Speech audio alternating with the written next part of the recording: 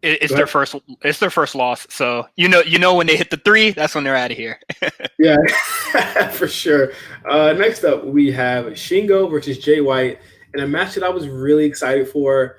Mhm. The no questioning or no real answer on where Jay White stands with the Bullet Club right now. It seems to be, business as usual. Gato came out with him. He still seems to be firmly in there. I guess they're not going to address that storyline point yet, which is completely fine. He just got back. But essentially, Shingo had to play. It was basically like a 2-on-1 handicap match, and we have another one of those in night B. But Yeah. uh, it was pretty much him trying to come under of the cheating. I think Jay White is just so good when he's not being, the Yeah. shit heel that they make him be. And in the middle part of the match, he definitely was that. But once you saw Ghetto come in, how many minutes was it that Red Shoes was just letting the cheating happen, just open cheating? I like I said in the preview, man, the cheating shit don't work for me. Like the ref really has to sell it, or it looks really bad.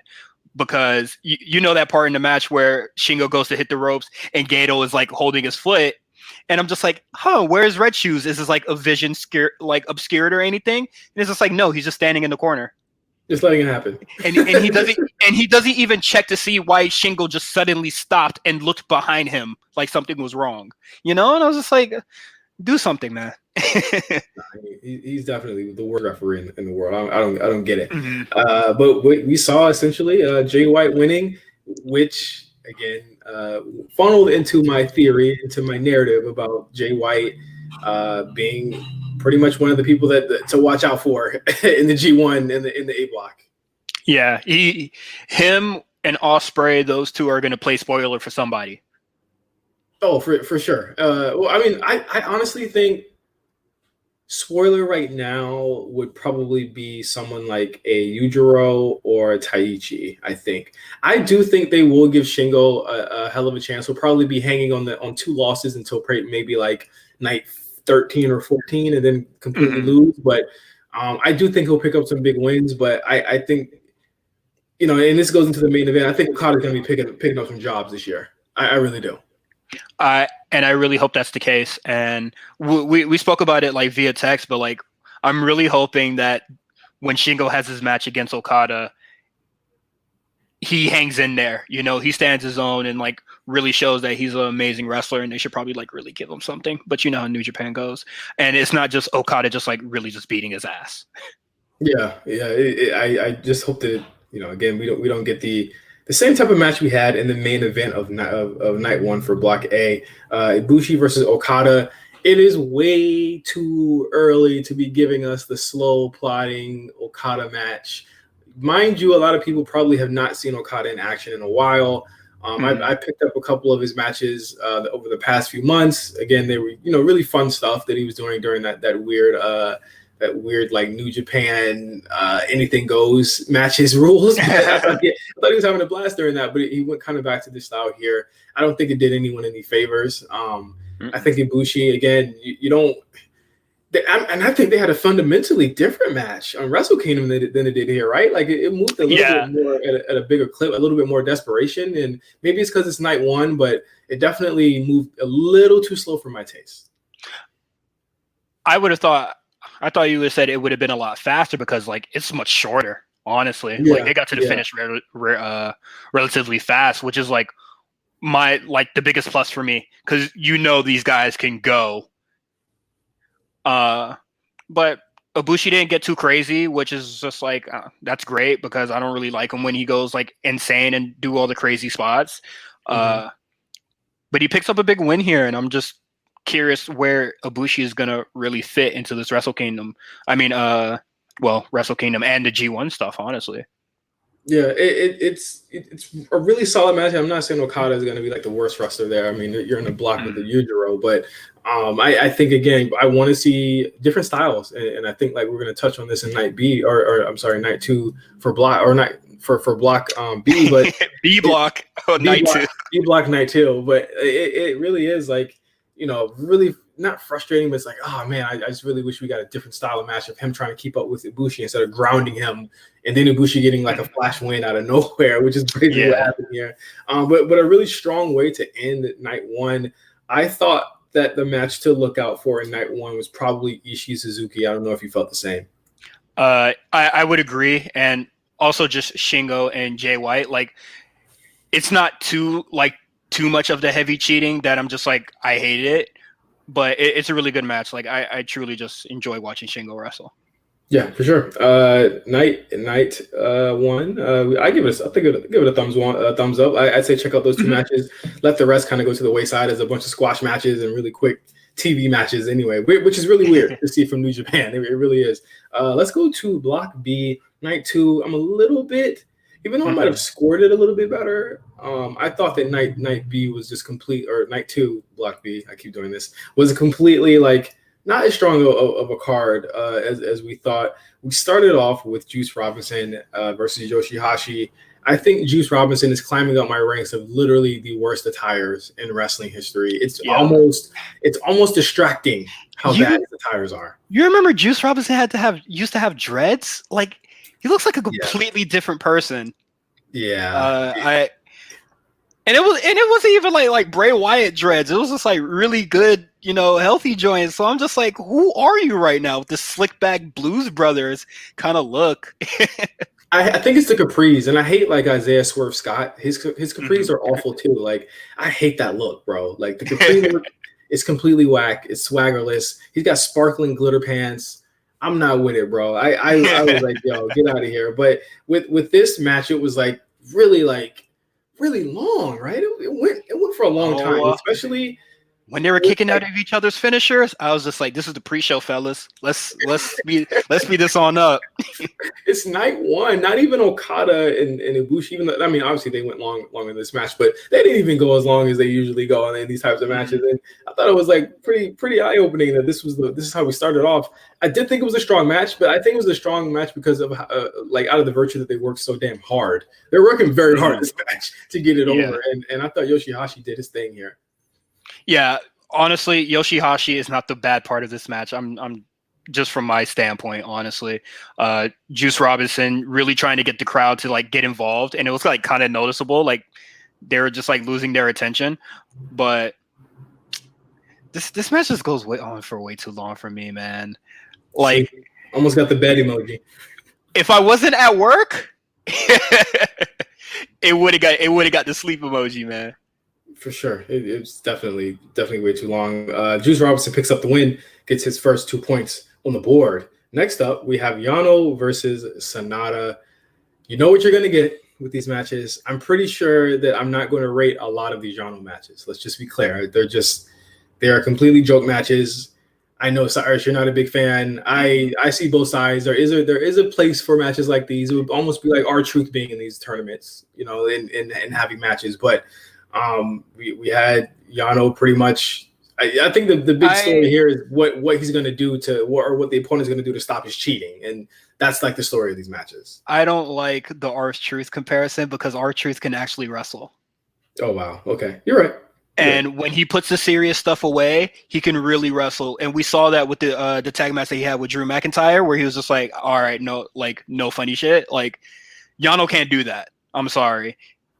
And when he tried to do that one G1, and the gimmick completely ended by like night two, I was just like, nah. Sanada looked like a big idiot here. I'm on the same boat. I don't want to rate these Yano matches. I don't even want to watch them, really. I mean, if you skip them, I wouldn't be mad. I could definitely run through them because I'll probably just have them on in the background. But Yano wins by taping Sanada to someone on the one of the ring attendants on the outside, causing him to get a count out. If I was the referee and I saw that young lion get involved, hey yo, go to the back. You're fired. Well, not only that, but like Sanada stands there and lets it happen, and I was just like, "This is like I get the story, but you allowed this to happen. Like you could have." Yeah, he doesn't try to fight back as he's getting his like foot. Like he's not even like trying to like just do the forearms to the back or anything like that. And as soon as I got counted out, I would have punched the hell out of the ring attendant that I'm attached to because you got involved, asshole. Some real cartoon, real weird cartoon level shit here. I get it, but again, Sanada looks like an idiot. going into the first night of the B block competition. Next up, we have Kenta versus Goto. Kenta coming out with the permission to fight for the New Japan North American Championship. He won this on New Japan Strong, so he won this big match that they were doing, or the big tournament they were doing, to determine the next challenger there. Good to see that this kind of carries over to the actual New Japan canon, because it seems like the U.S. title is in its own orbit. They don't even really mention it on the main shows anymore. So, because isn't John Moxley still the champion? Yes, but now it's I guess they're waiting to see if Moxley comes back. I know Moxley said in an interview that they're going to figure that out. They're going to figure that out soon. But I don't think that any of that has to do. Like, Moxley's definitely not going to Japan anytime soon. So I would imagine he sends the belt back, or they strip him of it. I don't know why they haven't stripped him of it in the first place. It's been almost damn near 8-9 months since he's last defended it, and that's I think the COVID stuff bought a lot of time, but I think they should have just got rid of it anyway, and the New Japan Strong tournament should have been for the belt. That's what it should have been. Yeah, it's definitely like very perplexing, because I know that they want to flex Moxley as being their U.S. representation, but I'd say now Moxley's probably way more involved in AEW than he is New Japan. So it's definitely like, okay, what's the point? I think they like know that like Moxley isn't trying to like pull a Brock Lesnar on them, so they're just like, they're more like much more lenient with it. And plus, like, the less belts on the show as possible is like okay with me. Yeah, for sure. But this match, of course, a perennial loser. Hey man, why? Well, why though? This is the same man that's just been disrespected so much in this company. I mean, somebody called him Japanese Dolph Ziggler, and I was like, I honestly think Dolph Ziggler got a better win-loss record than this dude does. To be honest, because also Ziggler like gets opportunities. Like, they set him up with like championship matches like often. Gato gets like nothing. Yeah, it's definitely like I don't know, and it continues here. A really good back and forth between Kenta and Goto. The one thing I can say about Goto, he can make you look good unless you're like, you could be Kenny Omega, you could be Naito, you could be freaking Kenta. He's gonna make you look good, and he made Kenta look like $1 million here. Got over his I think it's called Game Over, the submission. Got that over really, really, really well. The whole story here was that Kenta said he was going to tap Goto, and he was the Game Over was going to be, because that's the move he's been using to pretty much finish everybody in the past couple of months, is the Game Over. And Goto trying to avoid getting into that position, but eventually succumbing to it at the end. I thought it was a really solid match, I got to say. I like this match a lot because Gato isn't there. I wish It's weird how they're picking and choosing. I wish is going to happen. Yeah, I wish Jay White was in Kenta's like shoes right now, like not having Gato by his side. Because Kenta really shine here with none of the cheating or any of the stupid shenanigans. Yeah, he really did, and I thought that I think that he's finally found that middle ground between the shit heel and the actual like really ferocious heel that he used to be. And we know he can't go the same distance as he used to. Obviously, he's a little bit slower. Obviously, he's not going to be going too wild, but he's still showing a completely new style, and he's finally kind of gotten more comfortable with who he is in New Japan, and you definitely see it here.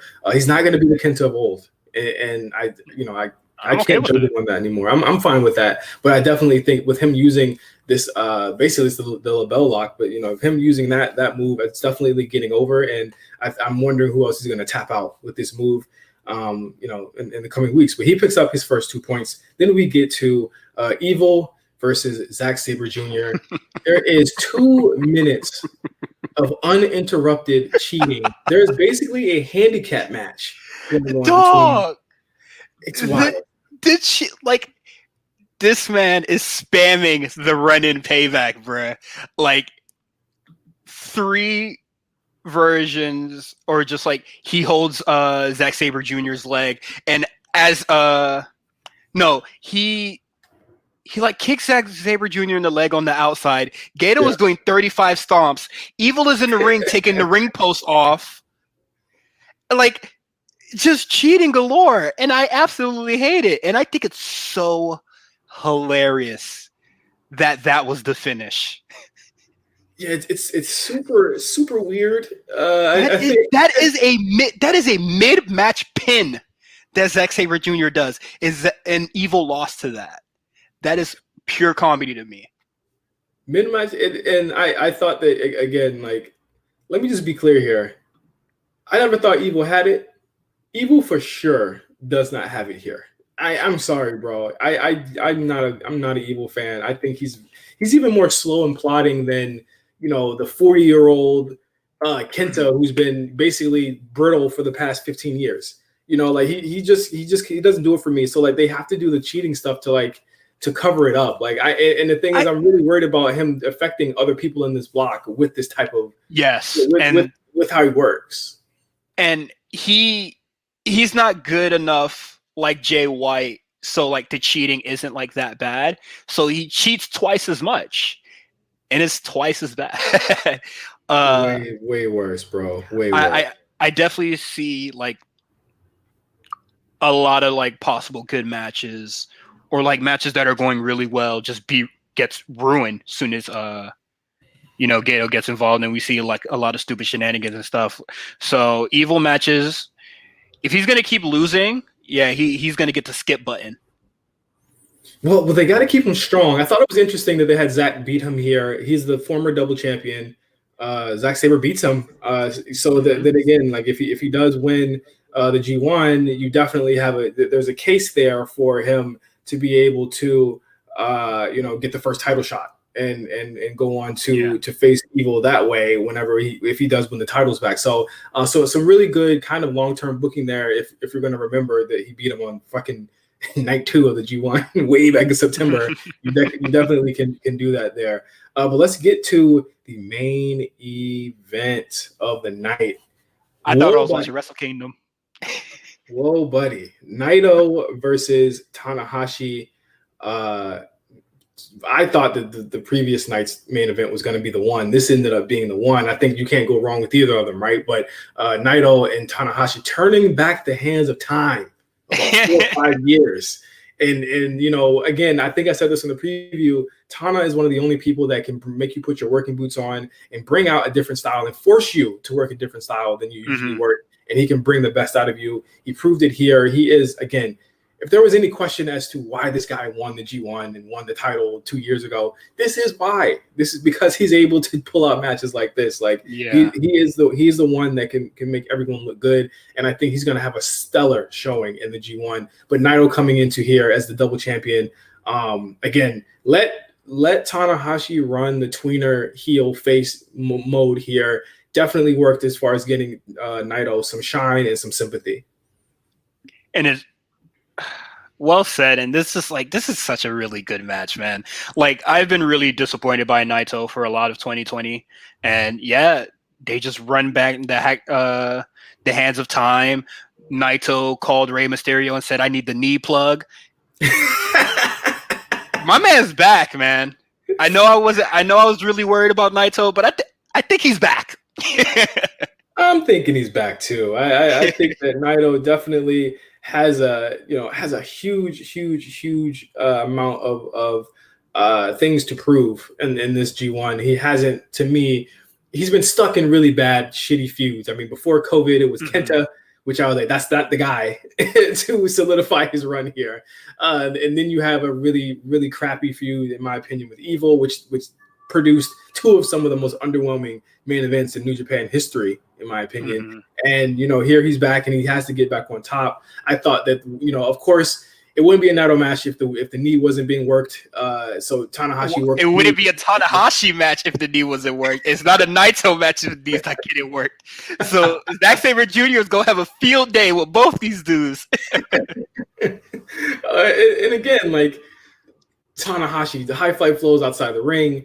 High flight flow near fall. There was one near fall where he gave him the straight jacket German, which was one of the cleanest near falls I've ever seen. Naito popped up right at 2.999 on that one. But I gotta say, just really impressive work here from both guys. Just as far as the psychology of Tanahashi basically saying, "Yo, I gotta beat you because I'm trying to win and I'm trying to prove I can beat you," and Naito being like, "Hell no, like I really gotta destroy you here." Just the long-term rivals, and Tanahashi has gotten the best of Naito before, and losing in the G1 to Tanahashi, he may end up losing the titles, So they just went ridiculously hard here. Definitely a really great match. I think match of the weekend, probably my match of the week in general. It's up there for me. Really strong match. If go out of your way, you can skip all the B block. Go out of your way to watch Tanahashi versus Naito. So where we stand with Block A, you have all with 1-0, 2 points each. You have Ibushi, Ospreay, Suzuki, Taichi, and Jay White. Obviously, 0 points go to Cobb, Ishii, Okada, to Shingo, and Yujiro. Then you have B block, everyone with 2 points, 1-0. Kenta, Tetsuya Naito, Juice, Zack Sabre Jr., Toru Yano, of course, 0 points. Evil, Goto, Sanada, Tanahashi, and Yoshihashi. We're back on Wednesday in Hokkaido. Block A. Let's look at this card really quick. You've got Jeff Cobb versus Shingo. Okay, big men. Let's go. You have Okada versus Yujiro reigniting their feud from earlier this year. All right, I'm not happy about that. You have Suzuki versus Taichi. Ishii versus Will Ospreay. My God. Okay. Taichi versus Suzuki. That's very interesting because Suzuki doesn't really face a lot of his stable mates. So I'm really willing to see how that works out. And plus, they're both champions. So are you seeing the pattern here of how they're positioning Will Ospreay in the first week or so of the G1? Oh, who is he going up against next? Ishii. Oh man, yeah, he about to smoke Ishii. You see the booking here. I think my opinion is going to stand firm. I think he's going to go undefeated, and it's going to come down to a tie between him and Okada. I think if his next opponent is like Jeff Cobb or Taichi, yeah. Stormbreakers for everyone. Storm is approaching. And then for the main event of that, you're going to have Ibushi versus Jay White, of course, reigniting their feud. Breathe in the switchblade, baby. Let's go. I need to see Ben crying at 3 a.m., baby.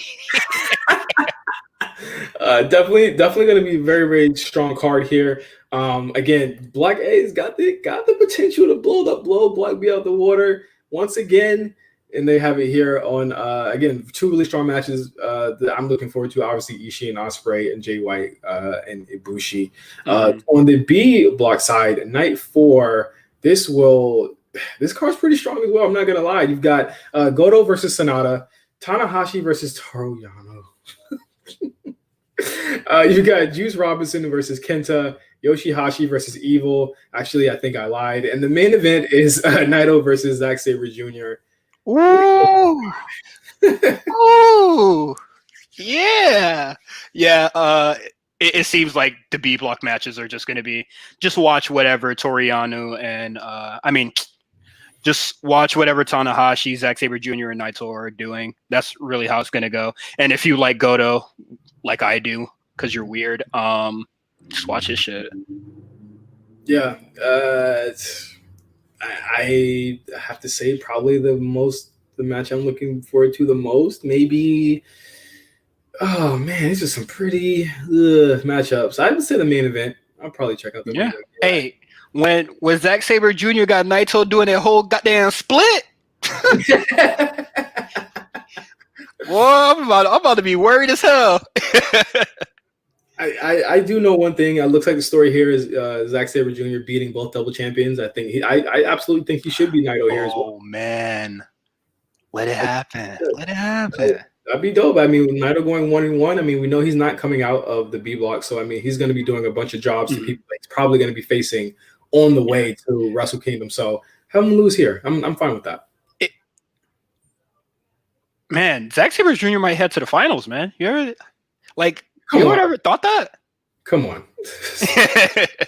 That's not Well, fucking happening, bro. Well, like he's beaten Tanahashi, Naito, like he's beaten like the big, big contenders here. I think like the only person he's like probably never beaten in this tournament is Kenta. Yeah, you're right. You're right. So we'll see. I think he might come in second place probably, like tied with Tanahashi. I'll agree in thinking that he's a spoiler. I think he might be a spoiler. Okay, yeah, let's go with that. Because I think the more I look at this B block, I think it's either going to be Evil or Kenta coming out of it. But Kenta obviously can't win the block because obviously he's got that briefcase. So like they want to keep Kenta strong because he's going to have to go back to the United States after this is over. Oh, okay, yeah, that makes sense. Well, I'm happy. I'm excited. When we talked about doing the G show like a couple weeks ago, I was just like, oh, I'm not really too high on like watching New Japan, honestly, but I'm excited. I feel like it's 2018 again or 17, either or.